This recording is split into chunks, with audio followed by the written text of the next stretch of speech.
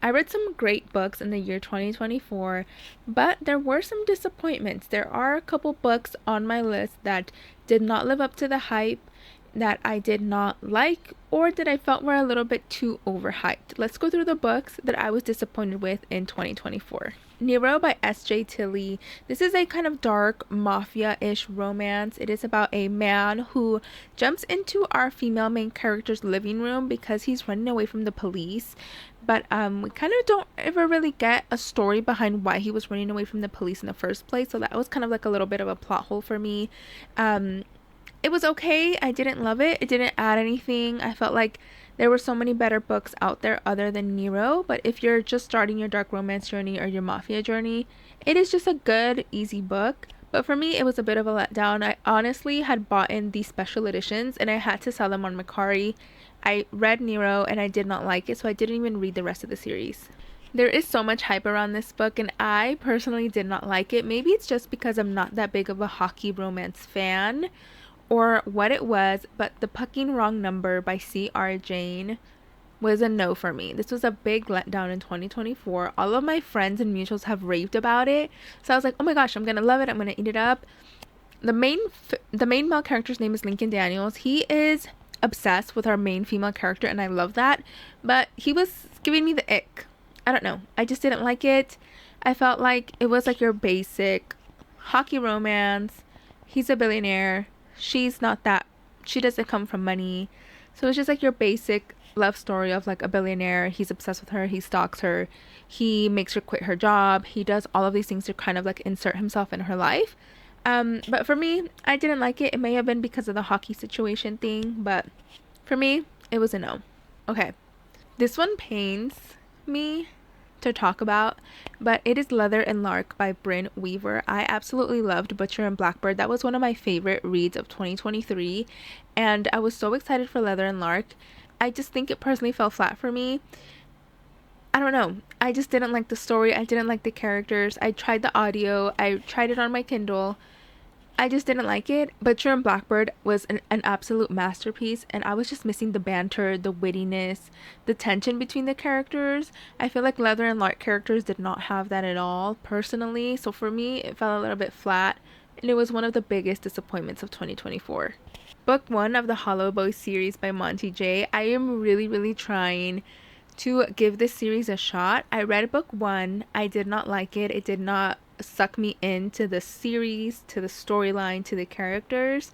I may give it another shot this year, but book 1, it was really a struggle for me to finish. I did it on audio and on Kindle. I tried both. I just think that it was giving very much Devil's Night series or like an Elite Kings Club series, which I absolutely love. So I was like, I honestly don't think I need to read another series about these high school kids, you know what I mean? I don't know. I may give it another shot. I may love it the second time around, but book 1 was a struggle for me to even get through, so that was a disappointment for me. Daughter of No Worlds by Carissa Broadbent. I loved Carissa Broadbent's The Serpent in the Wings of Night and her novella Six Scorched Roses, but Daughter of No Worlds, this was recommended to me and I buddy read this. It had been highly recommended. A lot of people compared it to Throne of Glass, and I absolutely love Throne of Glass, so I was like coming into it thinking like, wow, this is going to be a great series. You guys, if I had not buddy read this, I would have DNF'd it. I just thought it was really boring. I think it may be Carissa's writing style. I did notice this in Serpent in the Wings of Night. I have not even finished The Ashes and the Star-Cursed King for this exact reason. Yeah, it wasn't for me. I was not invested into the storyline. I felt like it was very slow to get started.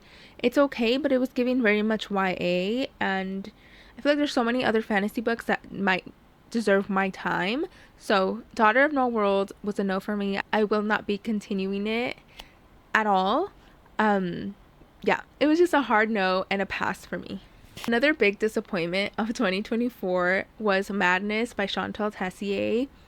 I absolutely was obsessed with Hayden in Carnage, and I was so excited for his book, and I just thought we got two different versions of Hayden. I honestly think we got two different versions of this character, and I was so freaking disappointed because I thought he was going to be my favorite character. Like, I thought he was going to be my favorite Spade brother. He was meant out to be this like super dark, super closed off person, the guy that went through the most in his training as forms of like violence and stuff that happened to them. And his book came around, and I feel like we did not get that. I feel like it was a truly, totally different character than what we had in Carnage, and it was a total letdown for me. Another thing, I felt like the first 50% of the book was just like a retelling or like a recap of Carnage. Overall, I just felt really disappointed. Hayden was going to be my favorite, and he kind of fell flat for me. The love that he had for Charlotte, I absolutely loved, but I don't know, he was just meant out to be different in Carnage, and then what we got in Madness was completely different, so that kind of just threw me off, and honestly was one of the biggest disappointments of 2024 for me. This wasn't a huge disappointment, but Little Liar by Lee Rivers, I absolutely loved Little Stranger, and I honestly thought and still think that that is a perfect book. We did not need anything more, we did not need anything less. I think Little Stranger is a perfect book. We got their story, we got Olivia and Malachi's story completely perfect. And I do understand her wanting to write Little Liar to give us more context, maybe because of the fans, we loved Little Stranger, so we wanted more. But I did not think that we needed Little Liar at all. The first 50% was literally just a retelling of what happened in Little Stranger with a little bit more details from Malachi's view. And we do get to know what happens in his background that makes him this way. But I honestly thought it wasn't unnecessary. I don't think we needed to rehatch the first book in the second book at all. We did get Malachi's point of view in Little Stranger, so I don't think we needed his additional point of view of what happened in the first book and the second book. But I did love that we got to see the Edge of Darkness trilogy characters in Little Liar. I absolutely love those characters so much, so that was a plus. But it was a little bit underwhelming for me. It wasn't a huge disappointment, but I was a little bit underwhelmed. Lights Out by Navessa Allen. I enjoyed this book. It was a fun time, but once we got to like 85% of the book, the main male character gave me the ick because he's supposed to be like this dark stalker. He makes TikTok videos with a mask. You know, I don't know if he's like cosplaying as a dark romance character from a book or something. I don't know. That just threw me off. And there's a scene where he sees blood and he actually throws up. That gave me the ick, and I just could not finish the rest of the book. I thought the female character was more badass than he was, and while I love that to me just threw me off.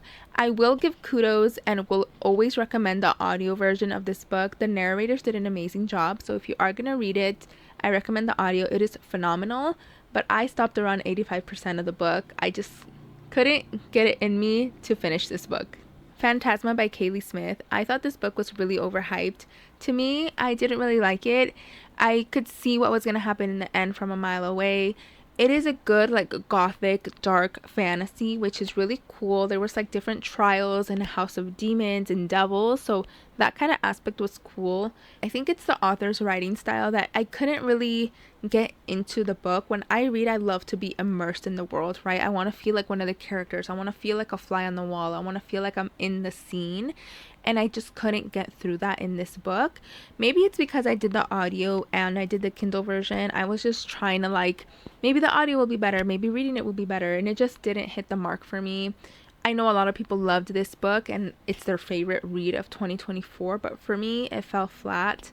I'm gonna tell you guys, I won't be reading book 2. I just don't think the writing style was for me, or just the book in general just wasn't for me. But if you liked it, I am so happy for you.